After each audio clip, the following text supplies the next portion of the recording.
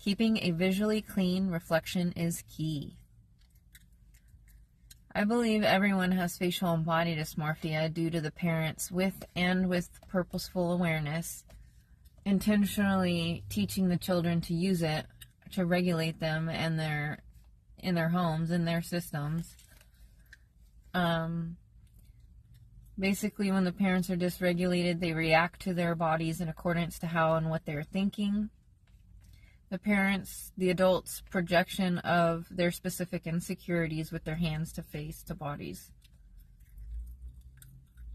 Like, for instance, like if a daughter goes in to wake up her mom often for whatever reason, let's say she's an alcoholic, and she goes in to wake up her mom, and when her mom wakes up, her mom feels like she looks ugly.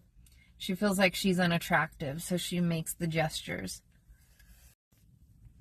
So basically, that can be implied even to the daughter's face. The mom can imply that the daughter looks like crap. She can even say it.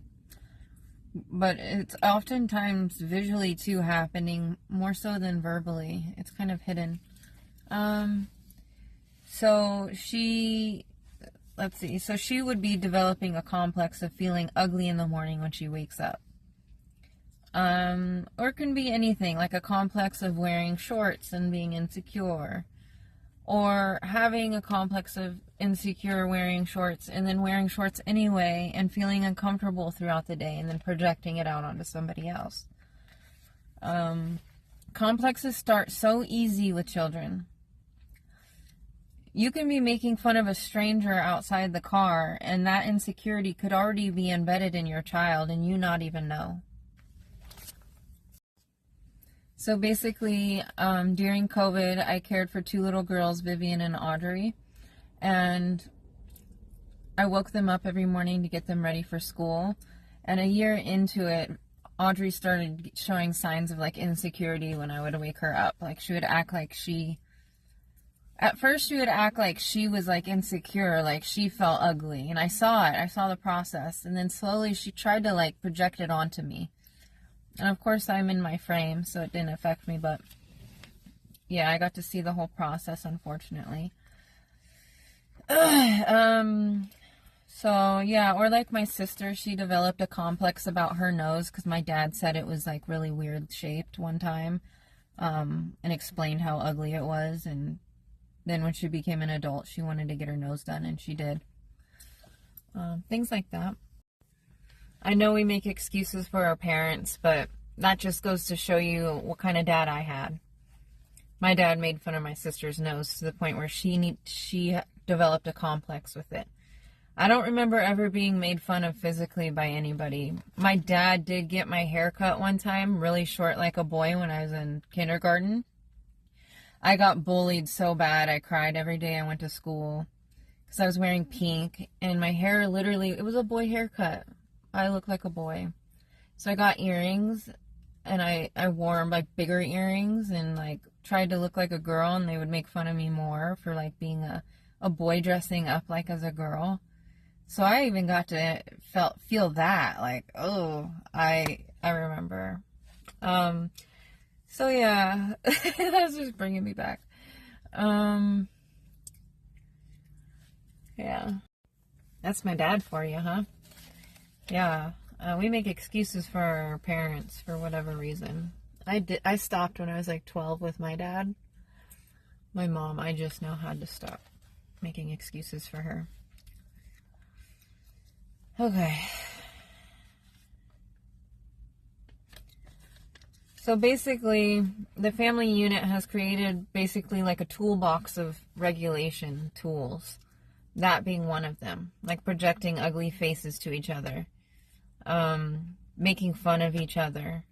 I mean, it's always happened, but it has progressively overloaded. It's every family. It's excessive. It's everywhere. It's all day long. There's hyaluronic acid in all the lotions. The kids like face masks. They're everything. Hyaluronic acid in everything. That's so odd, right? Come on, think. They have smileys and frownies that are targeted and marketed for children. Oh my gosh.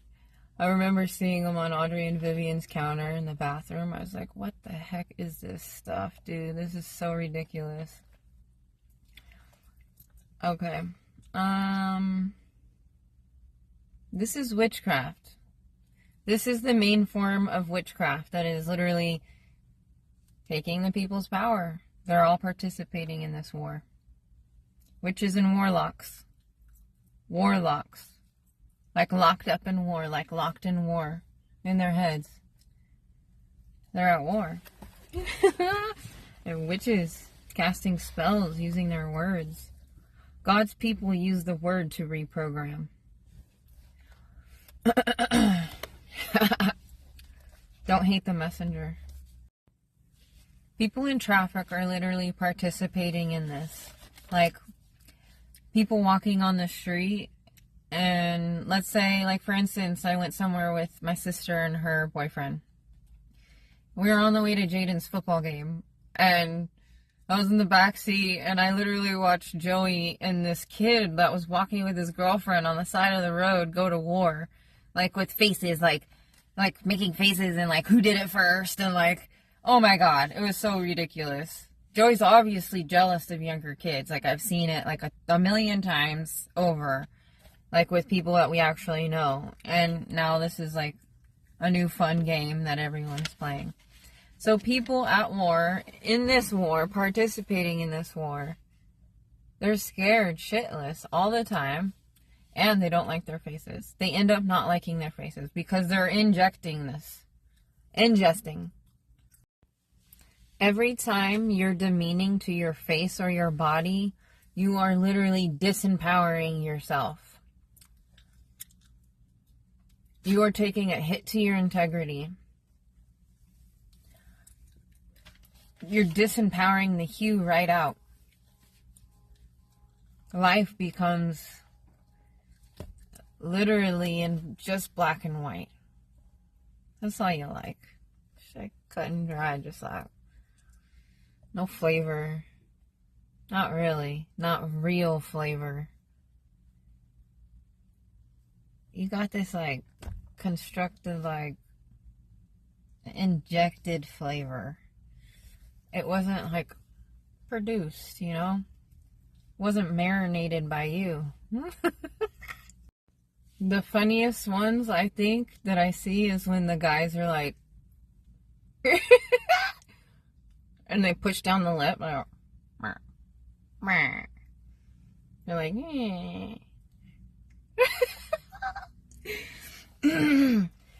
They have like Hitler in training too. Like, there's a Hitler programming where, like,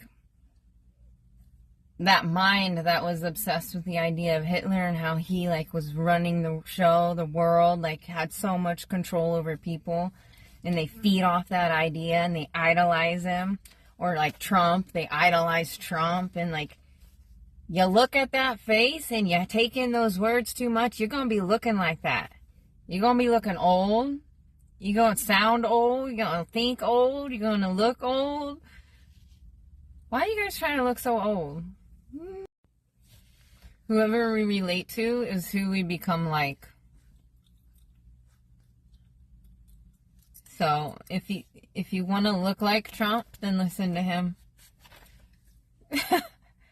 If you want to look like Hitler, watch videos of him. Have fun. Also relating to animals, yeah. Like all men claiming their dogs. What do their faces end up looking like? We need to get this expelled out of the system. The whole world system and every family unit system. And that's where we start. We're the little guys, like just a few families, right? And then we spread it like wildfire. Like, hey, you guys want to be sexy, right? You guys want to all be attractive, right? You want this fame and fortune. That's how you get it. You get pretty. And it says, a capturing of every thought about all insecurities, no matter the outward haves or have-nots, meaning no matter what you've been able to accomplish with your body or what your face looks like right now, because you can change all of that. Like, we don't need to keep saying, we look fat, we look like this, we look like that, we're getting older, we're getting uglier. How about the other way, the opposite? Yes. Most parents are now controlled by their children through this weird form of regulation. The children are controlling the parents now through this regulation. That's something to be scared about. The detriment to the person who doesn't like their face, let alone their body as a child, oh my God. Last night I was being helped by a group of like 20-something-year-olds, and one of the guys, I don't know if you guys have ever looked at a 3D picture, but when you look at a 3D picture, you kind of like find a center point in the middle and you stick to it until you can see like the full picture. When you become envisioned with this vision, and that's kind of how you like, it's like tunnel vision, but it's like,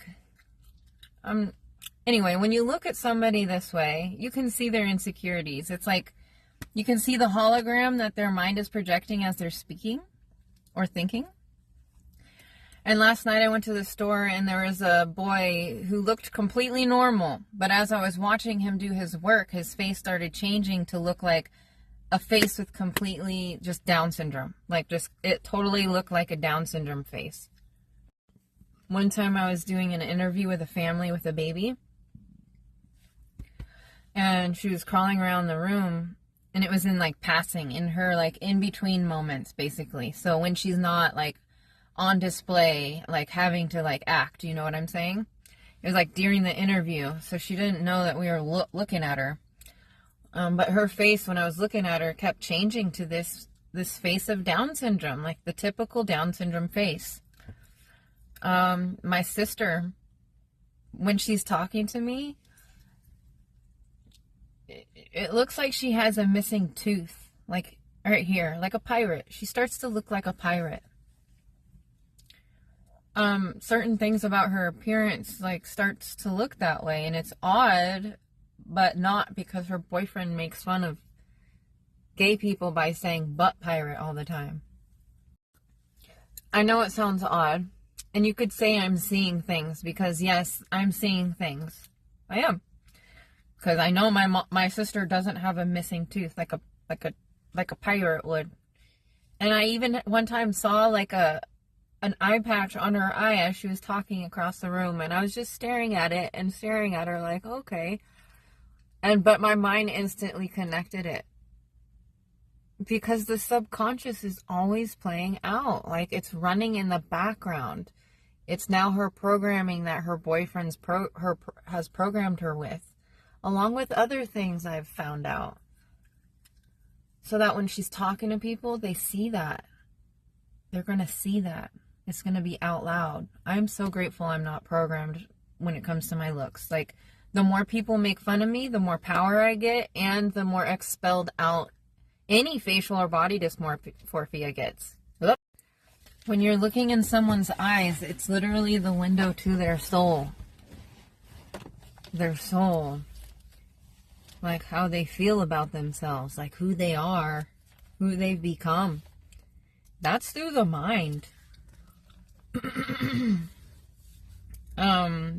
So, yeah. Down syndrome is being programmed into people who look completely normal. It was happening to the last infant that I worked for briefly. It was so sad. Anyways, let's see. We cannot allow ourselves to have a hyperfixation on ourselves, our external world. It must remain balanced. If we work from the mental to physical internal world, the external will follow. It must follow. The kid at the store, I could tell, like, wanted to see if I would react to the face he was thinking about. That's from my observation. Like, the way that he was expressing himself and the way he went about it, it was like he wanted to see if I would make fun of him in that moment. He was, like, testing it out. Because people can tell that I'm honest and, like, I'm present. Like, I'm here. I'm here, you're here, we're all here. Anyways, so it says, the mental to physical internal world and then the external will follow. Do you hear that? You have to convince your mind that you look great, that you like what you see. And before you look in the mirror, you need to get in alignment so you can clearly see. When the spine's out of alignment, you're in survival mode. You're going to resort to anything, everything to regulate your system.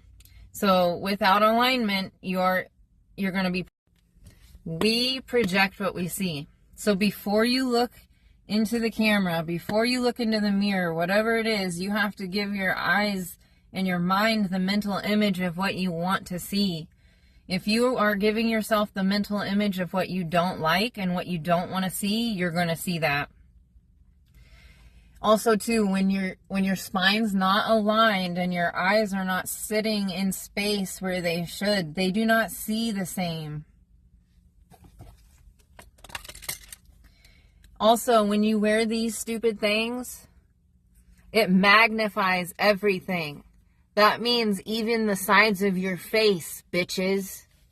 So make sure you're not analyzing your face with these fucking things on. Take those shits off and realize your face is not indented right there. Not like you think. The position we sit, how often we sit in it. If you're out of alignment, your face will fall. If you don't spend time in alignment, your face will start to fall.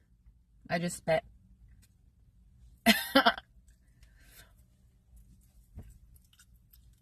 If you entrain ugly faces, your face will make them. So this fixation needs to be balanced. That's why I like the gym. You don't look at your face in the mirror, you look at your body. And from within. You're literally working from the inside out. From your heart and soul. From the core. Until you so much so you feel like you're gonna barf. Consistency is key, and it will change literally everything. Head to toe. If we're working from the inside out.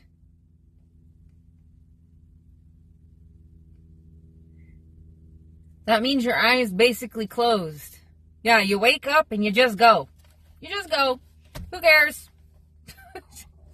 And you see the face that you see when you have makeup on. Like this face that I see right now, I have mascara and I have eyebrow powder on. That's it. That's all. But when I don't have it on, the face stays pretty. What I see stays so youthful, even more youthful without makeup, honestly. The makeup makes me look older. But it does accentuate some things that I like. But older, yes. This process that has been used to regulate everyone's nervous system is now actually tearing it down, tearing the nervous systems down. On top of that, making it hard for the youth to have healthy relations with society and people to even network. Everyone is in this hierarchy war. It will become a push-pull with hating people. A consistent push-pull with hating people. We have to network to make money, but everyone has to remain repressed and psychologically to physically abused. Basically, to associate with people, we have to be okay with being treated like shit. Because everyone doesn't know how to relate healthily, in a healthy manner. They're all abusing each other for power in the conversations. The conversationalists. Codependence starts mentally, but you don't really see like the mental damage. You will see the physical effects and feel the physical effects more than you'll see them and say, oh my God, this is bad, you know? It's in like hesitation in your movements. It's in having a creepy feeling that someone's like watching you from over your shoulder in the kitchen or something, you know? Oh, I hate that feeling, dude. It's everyone now, though. Everyone is a creeper, okay? There's a lot of creepers. I'm just saying, like, 90% of people out here, the average folk, they're creeping. So like, or if you change like what you're doing, like your tempo, because someone's moving faster than you, you start moving fast like them. You know, that's codependence too. Codependence to what's happened. It manifests in children differently too. Like Isaac, he used to get himself stuck like in between the footstool and the couch on purpose, to like get helped out of the situation. Like he'd put himself in the situation and then he'd need help out, but it was like a way to get attention. But that grows into more as an adult. It's like a hesitation. It's like I need help. I can't do this on my own. I'm scared. I'm like, mentally, it's like he's stuck. He's like on repeat, and he kept doing it. It was like he would do it all day, every day, and I had to get him out of the routine and get him unstuck and like work him out of it emotionally, the like habit and the pattern and the way of thinking. We want to outtrain any codependence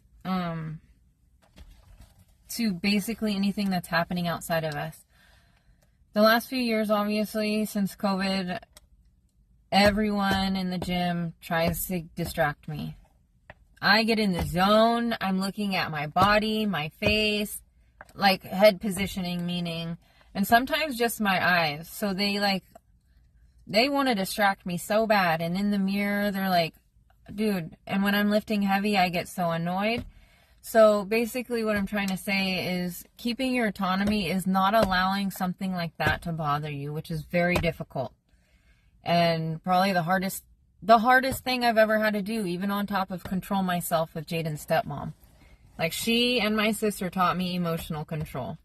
And to me, it was even harder than that at the gym to focus while someone in my peripheral vision is trying to distract.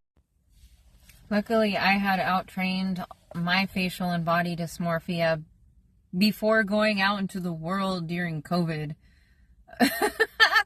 Because I would have gotten eaten alive, you know? Like, they're implanting insecurity in everybody. Like, especially the pretty people, like attractive people. That's why they think they're the ugliest. And a lot of, back in the day, we didn't know what was happening. It was in the peripheral vision. It was like, did that just happen? Now we know what's happening. People know like what means what, and like, it's like, are you guys, you're sad, huh? You guys are sad now. Like you let your mind take over. You're mentally weak. That's weakness. You have to gain strength with this over your mind. You have to be able to out-train facial and body dysmorphia. When you have facial and body dysmorphia, the body doesn't respond well to anything you do. You can eat well, you can exercise, but you won't ever get to where you want. And it'll take forever. You'll give up. Because you won't ever get there. It's like exhausting living that way. Like when you're completely depleting yourself all day. Disempowering moments is dispowering. Power. Go. Energize, energetic, energy, like excitement. It's more about urge and excitement. And like, I haven't worked out today and I can't wait to get there. I am going to, I'm going to have a great workout.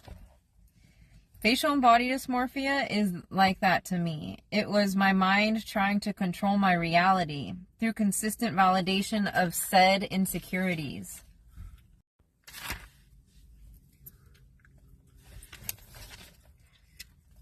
Starve your insecurities and feed your confidence. It's going to start with the idea that you will stop all physical insecure thoughts about self, your physical appearance, your internal, that involve other people. So if you say out loud, I am so stupid, in front of your children, or man, I feel fat today. Whatever it is. My nose is big. I don't know. Whatever you got going on. Like, stop those things out loud. Or like the facial movements that you have, the tics that you now have because it's an obsession. because you've been abused your whole life by you and other people. If you're talking to your children and you're dysregulated and you start thinking about all the insecurities you have on your face and your body, those thoughts are being interjected. They're interjects. They're going to be transferred. Thought transfer is real between family members, especially. We know this. You guys cannot deny this. All you guys out there dating and stuff, when you start thinking about somebody, you can connect to them. Don't lie to me. So we know that children can read what we're saying and thinking, especially when we've got twitches and tics and we touch our face in specific ways. You guys are spreading your insecurities to the children. Any complexes you create are being spread to the children in their minds. This is why mirror work is so important. Mirror work was always a part of my training. There's a system to it. The mirrors are useful tools if you're comfortable in front of them. But if you're dysregulated, you're going to imagine the scariest of things.